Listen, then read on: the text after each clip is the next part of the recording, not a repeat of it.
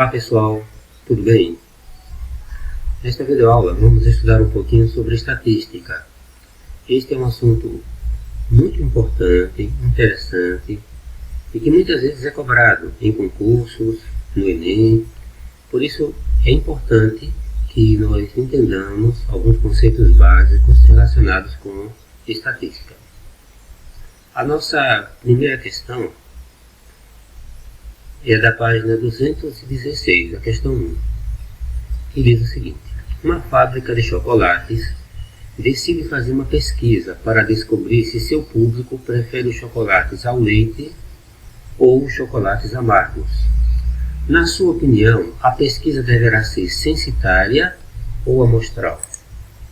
Veja que aqui há dois tipos de pesquisa que estão sendo colocadas: a censitária e a amostral. Vamos então analisar o livro didático sobre isso. Quando se deseja fazer uma pesquisa para se estudar alguma característica de um determinado conjunto de elementos, que pode ser pessoas, objetos, resultados, esse conjunto de todos os elementos que tem essa característica é chamado de população. Quando temos muitos elementos na população que queremos estudar, nós podemos realizar a pesquisa por meio de uma amostra que representa essa população. Por exemplo, nós temos aqui essa figura aqui, onde temos aqui a população, todo um conjunto de pessoas, e desse conjunto é tirado um subconjunto, uma amostra que deve refletir as características dessa população. Então, quando se pega uma amostra para se analisar o todo, portanto, quando se pega uma amostra da população, então essa é uma pesquisa amostral. Quando se pega uma amostra e a pesquisa é feita sobre a amostra, com a amostra, esperando que as características dessa amostra reflitam o todo, a população. Então essa é uma pesquisa amostral.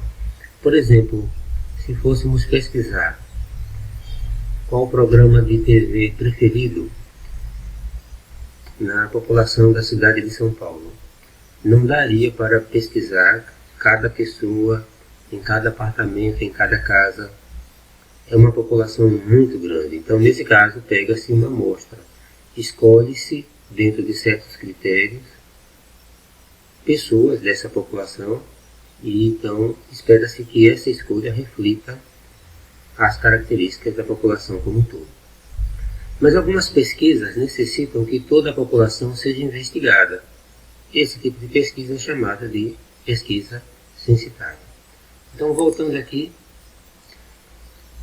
a fábrica de chocolates quer fazer uma pesquisa para saber do seu público qual a preferência de chocolate, se é o leite ou amargo.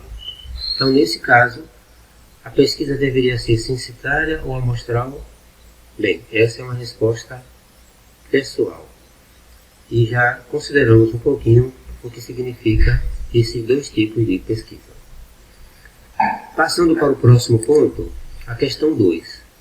Uma empresa está verificando a pertinência da implantação de uma consultoria nutricional para seus funcionários. Uma das pesquisas realizadas foi com relação à massa em quilograma de seus funcionários. Para isso, pesquisaram 50 trabalhadores dos 250 funcionários registrados na empresa. Com base nas informações anteriores, responda: qual a população dessa pesquisa? Então, a empresa tem ao todo 250 funcionários. Então, os 250 funcionários. Essa é a população.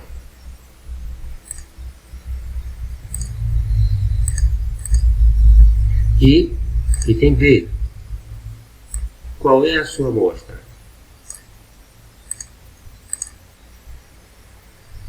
Então, dentre os 250 funcionários, então a pesquisa foi feita com 50 funcionários que foram escolhidos, os 50 trabalhadores. Essa é a amostra. Agora, qual é a variável nessa pesquisa? Quer dizer, em estatística, vamos então voltar para o livro didático. Nós temos então alguns tipos de variáveis. As variáveis podem ser quantitativas ou qualitativas. Quantitativas podem ser contínuas ou discretas. Quando nós medimos, por exemplo, a altura de uma pessoa, a massa de uma pessoa, então nesse caso é contínua. E, geralmente aqui nós podemos usar números decimais. Por exemplo, a altura de uma pessoa pode ser 1,67 metros. Então, uma variável quantitativa. Discreta. Geralmente nós usamos números inteiros. Por exemplo, se quiséssemos saber, numa pesquisa, qual o número de pessoas que habitam nas casas, nas residências daquela cidade. Ou então o número de banheiros que existem em cada casa. Então, nesse caso, nós usamos números inteiros.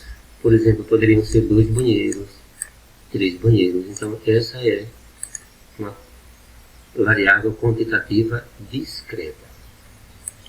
As variáveis qualitativas, elas podem ser nominais ou ordinais. Quando nós, por exemplo, queremos saber uma característica de uma população, a cor dos olhos, por exemplo, a região onde mora, então é uma variável qualitativa nominal. Quando queremos saber, por exemplo, o grau de instrução de um conjunto de pessoas, poderia ser ensino fundamental, médio ou superior. Então, nesse caso, nos dá uma ideia de ordem. Então, seria uma variável qualitativa ordinal. Isso posto, podemos então responder à questão: qual é a variável nessa pesquisa? Classifique-a. Então, pessoal, com base na explicação que foi dada, qual é a variável nessa pesquisa? Bem, o que é que nós estamos pesquisando? Estamos pesquisando aqui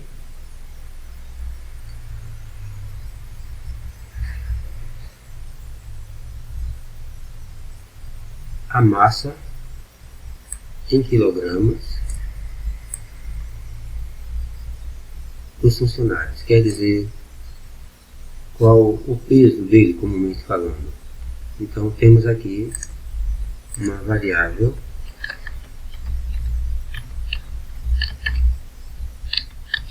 quantitativa contínua.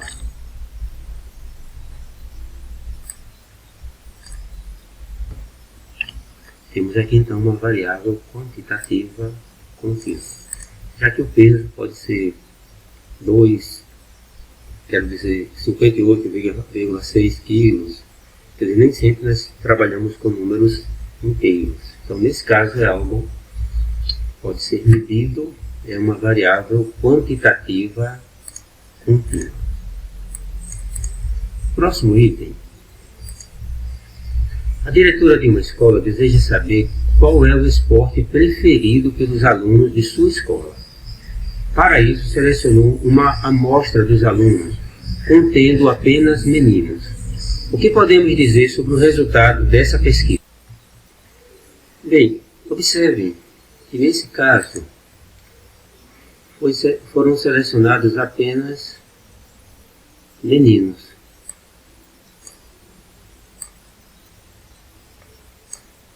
Então, se eu vou fazer uma pesquisa em uma cidade sobre determinado assunto e eu converso apenas com as pessoas da classe média alta, então elas não, o ponto de vista dela não necessariamente vai refletir o ponto de vista de toda a população. Ou se eu converso apenas com as pessoas do sexo masculino, isso não significa então que aquela população que aquela amostra vai refletir as características da população como um todo. Portanto, essa pesquisa, nessas circunstâncias, não seria uma pesquisa que refletiria de forma fiel o ponto de vista da população como um todo. Ou seja, essa amostra refletirá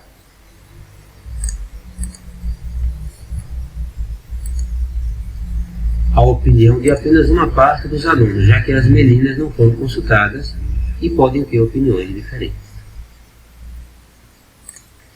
O próximo item é a questão 4, na página 217. Em uma pesquisa, 100 jovens universitários foram entrevistados para saber o consumo diário de água. Copie a tabela de dados a seguir em seu caderno, completando a lacuna da frequência relativa em porcentagem. Depois responda às questões.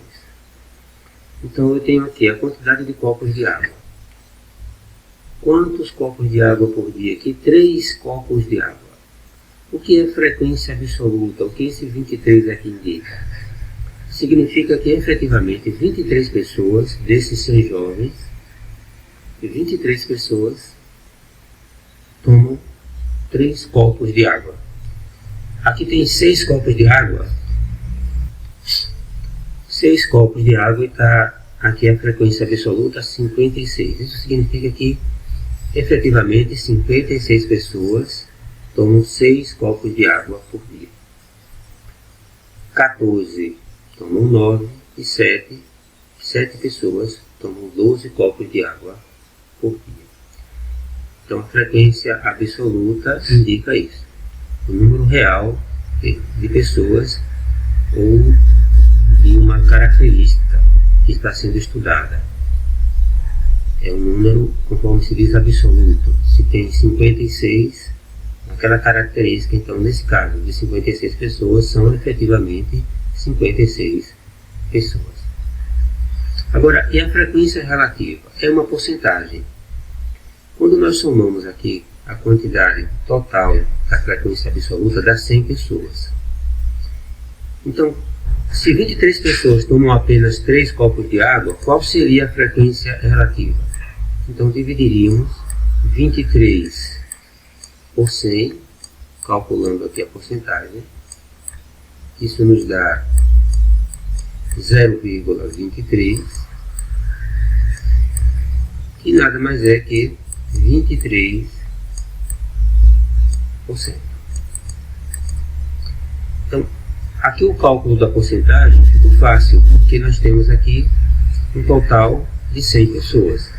Então, 23 sobre 100 representa 3%. 56 com relação a 100 é 56%.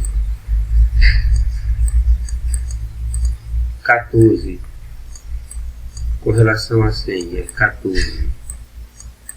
14%, e 7 representa 7%. A soma dessas porcentagens dará então 100%. Lógico, por exemplo, se eu tivesse um número diferente do que 100 aqui, vamos supor, se eu tivesse aqui, ao invés de 100, se fosse 50.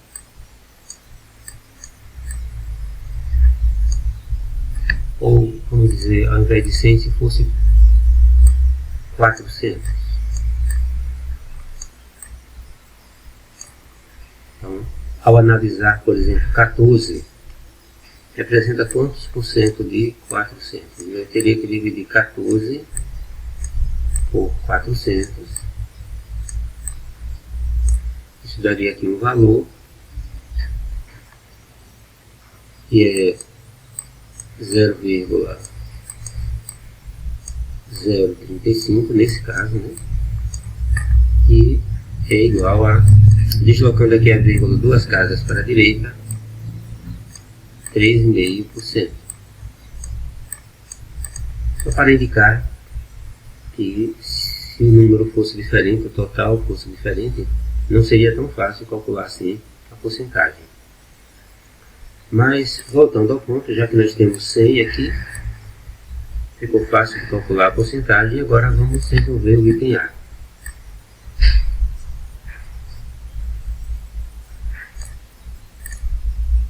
Quantos jovens ingerem 6 ou menos copos de água por dia?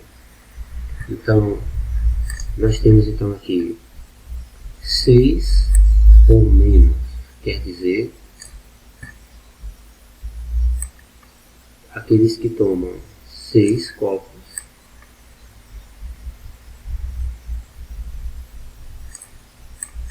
ou menos. Então, quem entra aqui nessa consideração aqui será a frequência absoluta. Os que tomam 3, que representam aqui 23 pessoas, e os que tomam 6, que são 56 pessoas. Portanto, temos aqui 79 pessoas que tomam 6 copos ou menos. E o item B,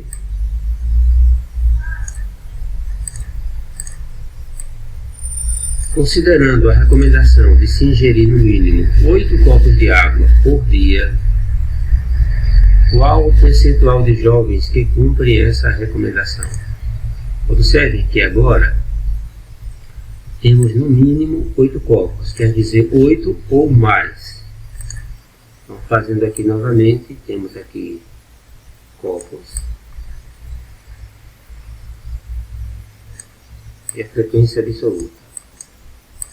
Precisamente 8 copos nessa tabela nós não temos, mas se é no mínimo 8 copos, é 8 copos ou mais.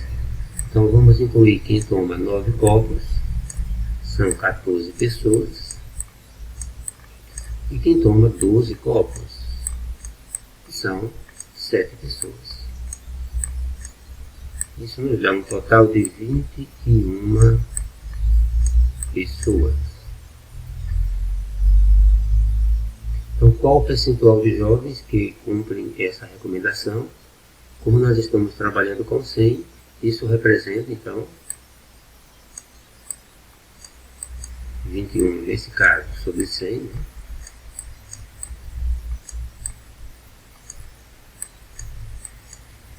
É igual a 21.